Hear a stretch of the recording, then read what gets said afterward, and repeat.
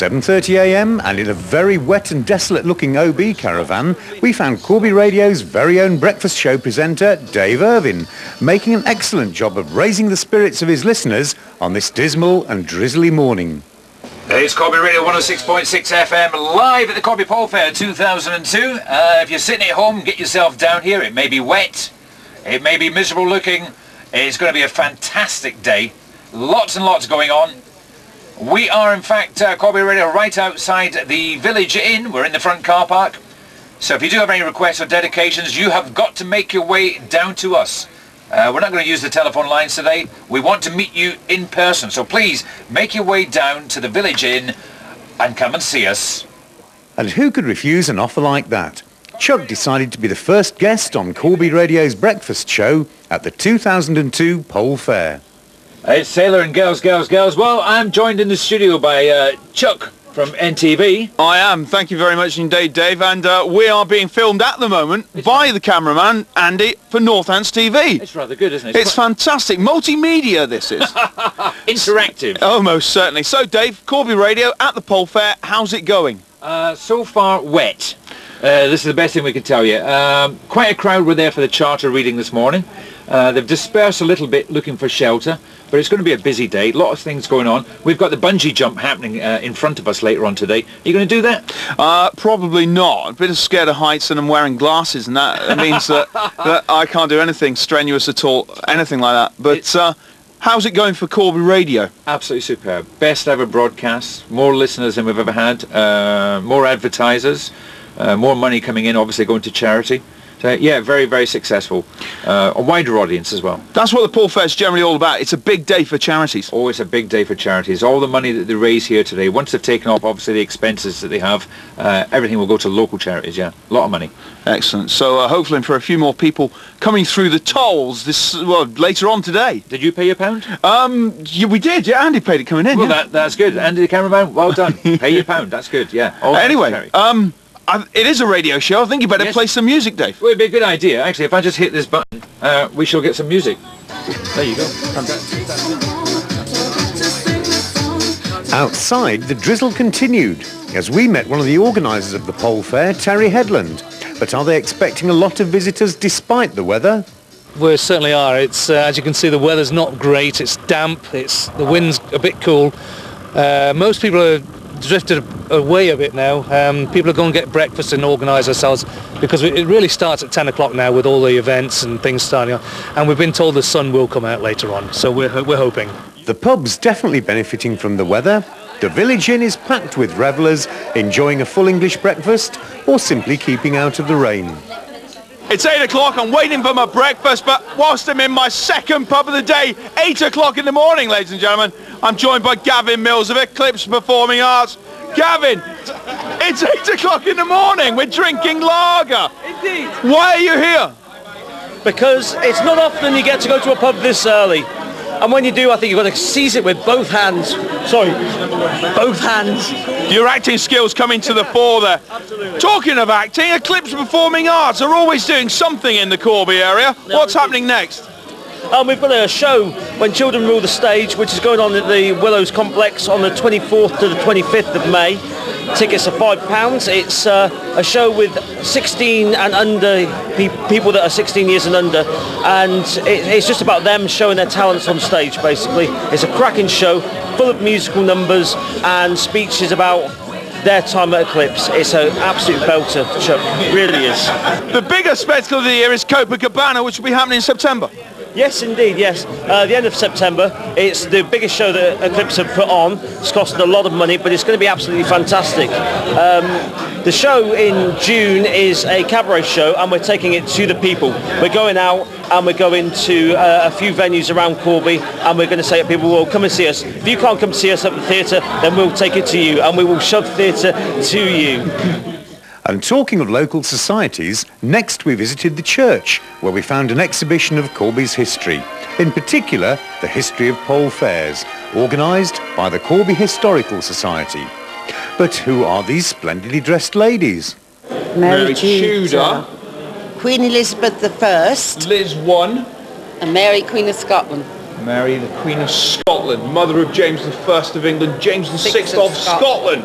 I know my history, especially in the Tudor period. And she had me beheaded at Fotheringhay. She did, in Fotheringhay, after spending so much time in other areas around the country. That is correct. So you're here today, you're having a good time. You're going to be on a coach very soon, wandering through the streets of Corby. Are you looking forward to that? Yes. Definitely. Are you going to stay warm and not get too chilly? No, because we're out afterwards at the back of the White Hart. Pass me that leaflet.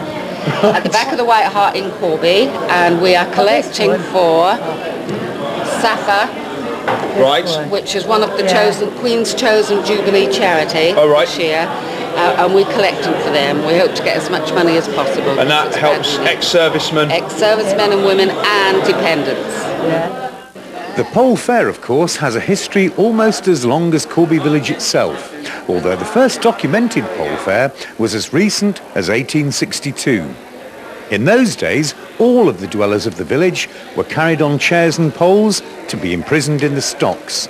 None were exempt, not even the village policeman. While the band played lively airs, the captives were fed copious amounts of ale before being released from the stocks. It is said that many hundreds of visitors came from all around and happily paid their toll to witness this strange custom. Since that time, the only Pole Fair which could not be celebrated was in 1942 during the Second World War, although the chairman of the council and Mr. Rowe did read the charter to a large crowd at the usual points. Much is made of the ancient history of Corby Village at the Pole Fair, and a large crowd is gathering at Rowlett County Primary School for the next of our reenactments, which will take place in front of several guests of honour, including the Duke of Gloucester, the Lord Lieutenant for the County of Northamptonshire, and Corby MP Phil Hope, to name but a few. But what's it all about?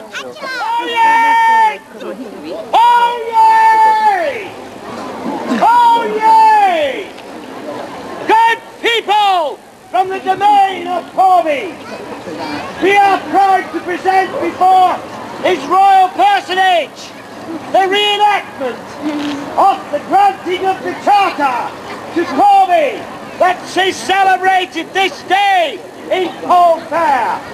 By your leave, sir. My lords, ladies and gentlemen, good people all, welcome to this, our Charter Fair, a time to celebrate and give thanks for our Charter, royally given to the good folk of Corby. But after the serious stuff, two slightly disrespectful medieval yokels find their way into the arena. Who's that? That's Duke of Gloucester. Well, where's the Duchess? I thought we was getting double Gloucester. We're still a big cheese, Well, I'm glad to see that the Duke is amused. The pageant was good old-fashioned, what I told the Duke of Gloucester, good old-fashioned rubbish. And if there's anything we can write, it's rubbish. Absolutely. Absolutely rubbish. Now, you do write a lot of stuff together because you are both members of CATS. Yes. Yep. Tell us about CATS. Well, it's been going on in the town for about 40, this is our 40th year. Yep. During that time, we've done practically every single type of show that you can think of. A lot of them I write. I've just about got to the stage where I'm going to pass it all over to Richard and let him start and writing. But we write stuff that people Corby find funny. And comedy mainly, but it's stuff that people of Corby find funny. And it's easier to make people laugh. And especially on a day like this when it's wet and it's cold and everything else, you really want to make people laugh, so that's what we went for. Now it is May, and Rowlett School have erected a maypole, ready for their pupils to perform the traditional maypole dances.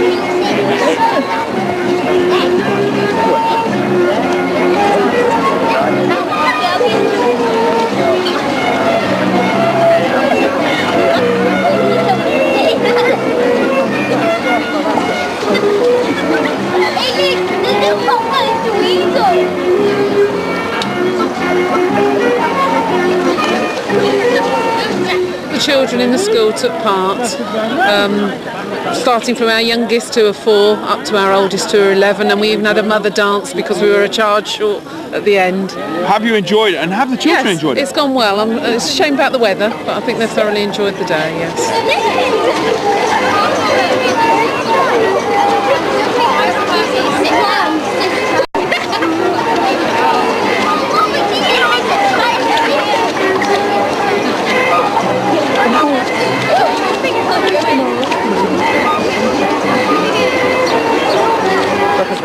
Our youngest children obviously learnt the very basics, dancing round and dancing back again, and then the older children weaved in and out to make a pole pattern, a barber's pole pattern, and then they unwove at the end to enable them obviously to go back to the standard maypole.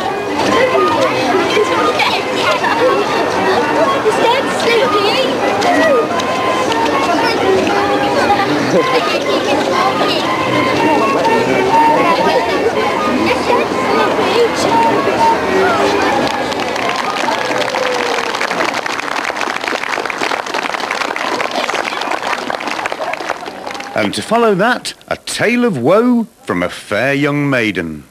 He told her marriage had grown a mere joke, and that no one wedded now but the scoundrel folk. Yet, my dear, thou shouldst prevail, though I know not what I ail. I shall dream of clogs and silly dogs with bottles on their tail. I shall buy thee gloves and a boa grace to wear, and a pretty little ball to ride out and take the air. If thou ne'er wilt pitch and poo and cry out, it shall not do. I cannot, were not buckle to.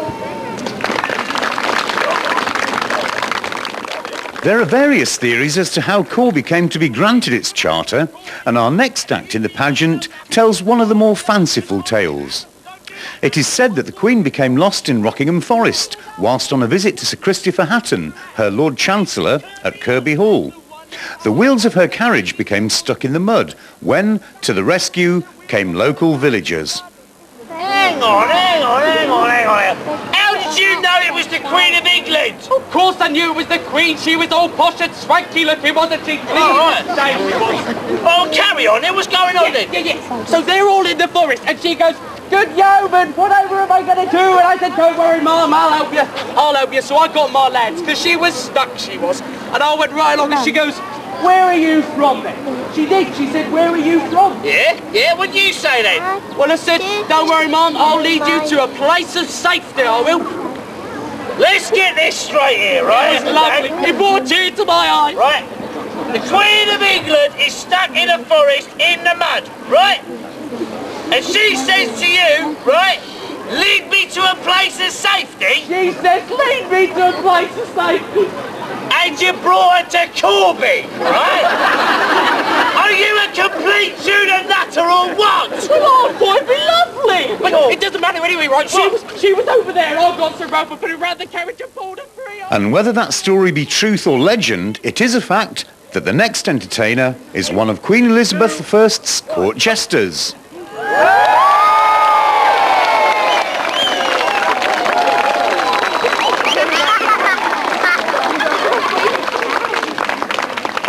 Stop laughing, I don't think anyone noticed.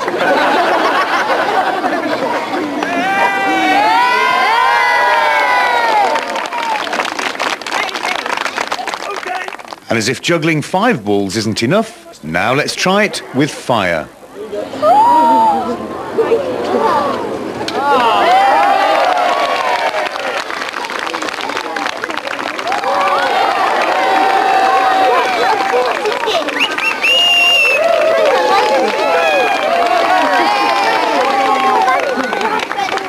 Ladies and gentlemen, thank you very much. Have a lovely afternoon. My name's Richard. Thank you.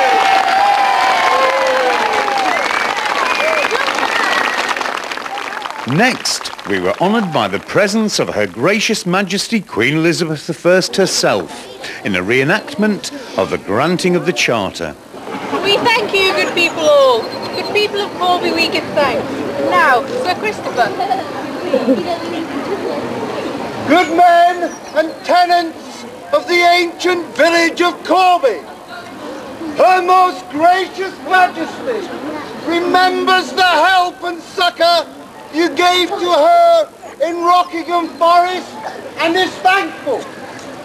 You have served Her Majesty and country well and true. And by this token, Her Majesty is sure that you will always be true to her and England, her blessed realm. In recognition of your aid, Her Majesty does today bestow on you this, her royal charter, to hold a fair each May Day, or thereof, each score years, and be free to do so as long as the good village of Corby shall endure. So it is Pole Fair Day, and I'm joined by Elizabeth I, and I am gracious indeed, Your Majesty. How are you feeling today? I'm very well, thank you. A little cold, but I'm fine, thank you. You do look a little peaky, though apparently that's the makeup of the day. It is, yes, very white-faced and... Yes. So what have been your distinct kind of activities for the day? We've just been performing in the pageant, along with Kat, Corby Amateur Theatrical Society, who are doing the pageant for today, along with my good mate here.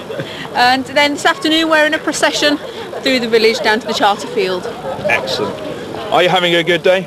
I'm having a very good day, yes. Putting up with the weather? Yeah, very English though, isn't it? It is very English, and apparently the very first Charter Fair was a bit like this also.